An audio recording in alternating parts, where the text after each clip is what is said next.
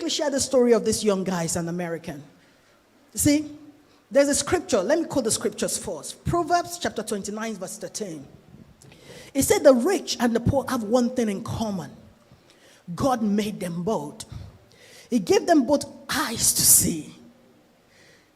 The rich and the poor have one thing in common. God made them both. God did not call one rich. God did not call one. He made them both. But he gave them something common. Eyes to see. Now the difference between the rich and the poor is this. The poor has something called sight. And the rich has something called vision. They're different. So sight, you see it in the temporal. You see it in the immediate. But the rich has something called foresight, called vision, the seeing to the future. I'll quickly share the story about sight and vision. About two young guys, American. So these guys, they're students in the U.S. I think they are from California, West Coast, California. So during their break, their summer break, they decided to, and this is a real life story. It's online, you can go check it out. They decided to go on an adventure holiday. They decided to go to India. So they just managed to get a little bit of money to take them to Mumbai, India. And they embarked on a journey to India. Now, with their backpack, just students in their teens. And they didn't have enough money to even book themselves in a hotel. So they booked themselves in an hostel in Mumbai. And one of those days while they were in India, they were in their hostel, on the window pane of their hostel, just lying down. And they looked, and they saw thousands of people. You know, India has a very big population. At that time, they said the population of India was around 900 million. Right now, the population in India is around 1.4 billion. But at that time, they looked through the window and they see thousands of people, Indians. Poor Indians that weren't even wearing shoes. They were in mud. Poor, very poor Indian. And they've never seen that before in their life.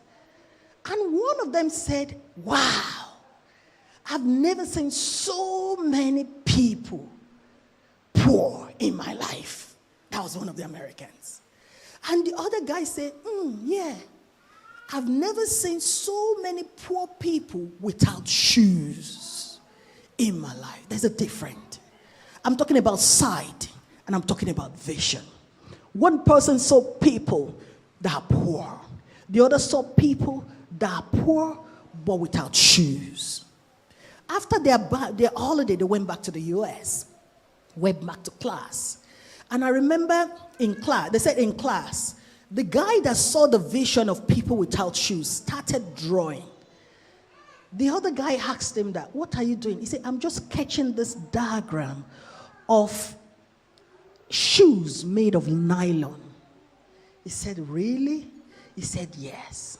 Shoes made of nylon, plastic, made of plastic.